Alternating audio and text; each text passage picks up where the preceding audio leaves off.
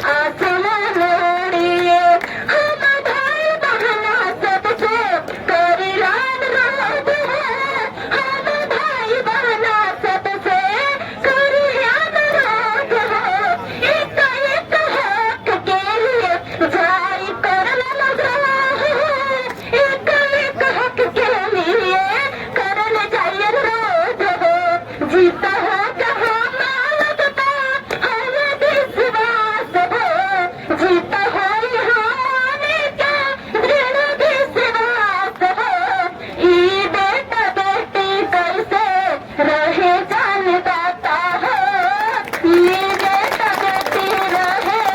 कैसे जान पाता हो मांगने असलीम जी करी याद हार हो मांगने आयोग साहब करी बिनती बारंबार बेटी करी है को सुन लो प्यार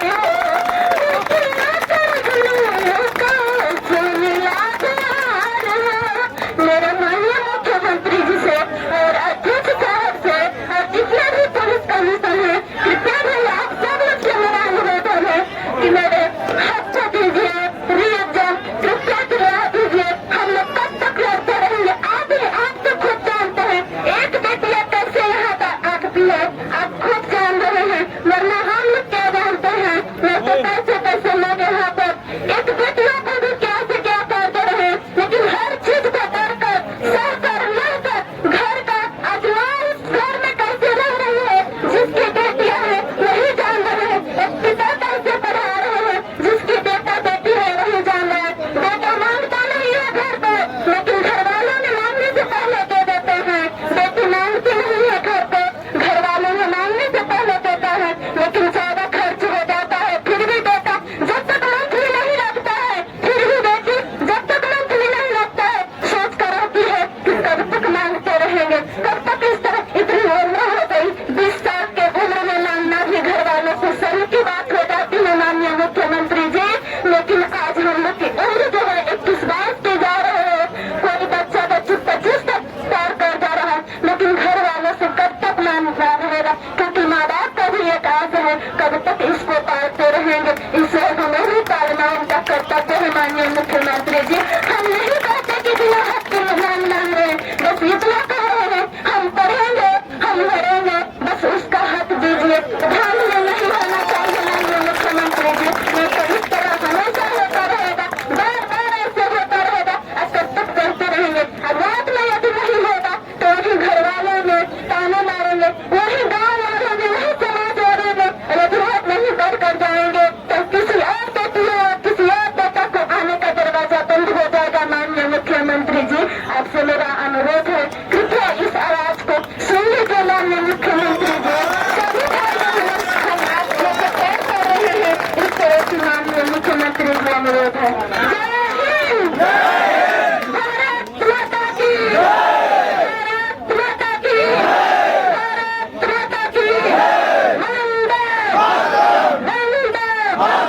वंदे वंदे